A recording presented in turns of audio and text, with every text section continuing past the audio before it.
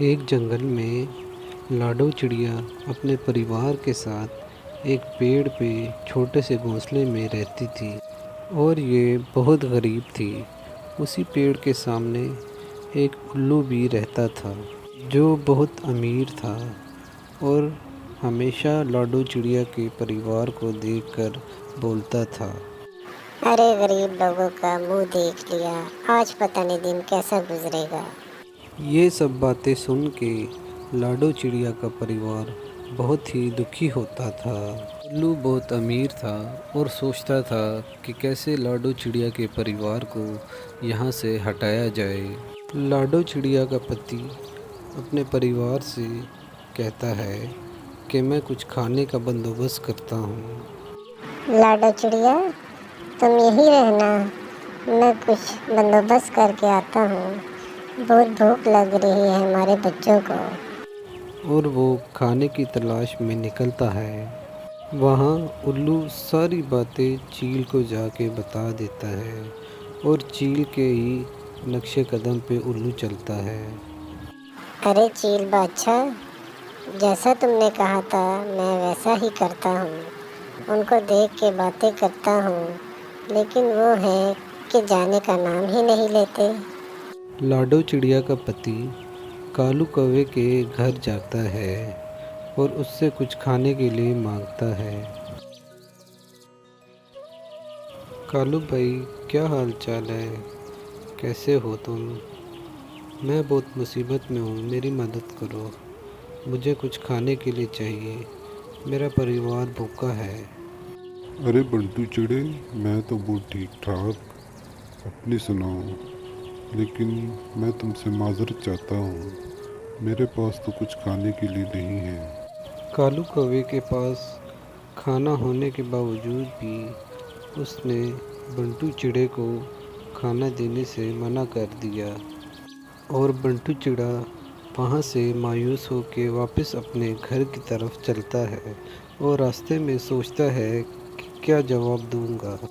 अरे तुम तो खाली हाथ ही आ गए, क्यों कुछ खाने को नहीं मिला?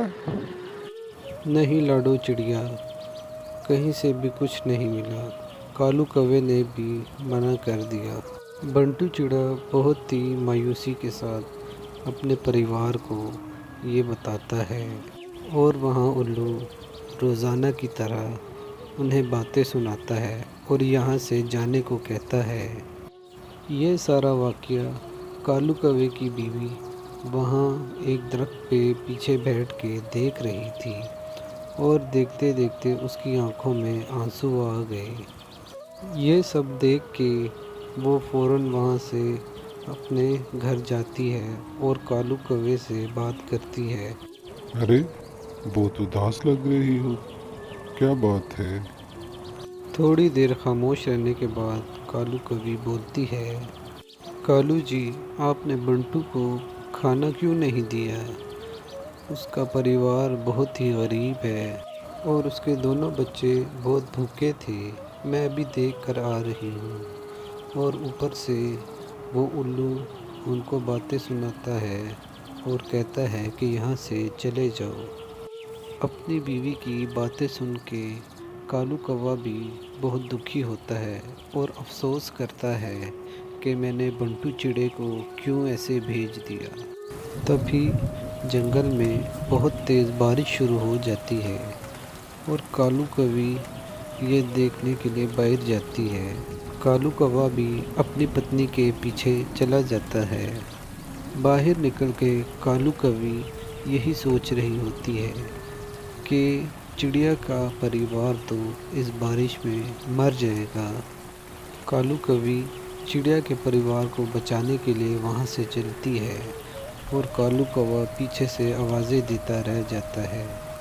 वहाँ लाडो चिड़िया का परिवार अपनी जान बचाने के लिए एक दरख्त के शाख के नीचे बैठ जाते हैं, क्योंकि बारिश की वजह से उनका छोटा सा घोंसला भी गिर जाता है, जिसे वो दूर से बैठे देख रहे होते हैं। तभी दूर से कालू कौवी उनके पास आती है और उनको अपने साथ जाने का कहती है। अरे लाडो चिड़िया, मैं तुम्हें बचाने आई हूँ। चलो मेरे साथ, मेरे घर चलो, वरना यहाँ तो तुम मर जाओगे। वहाँ बारिश की वजह से उल्लू का घर भी तबाह हो जाता है और उल्लू वहाँ बैठे बैठे अपनी मदद के लिए आवाज़ लगाता है।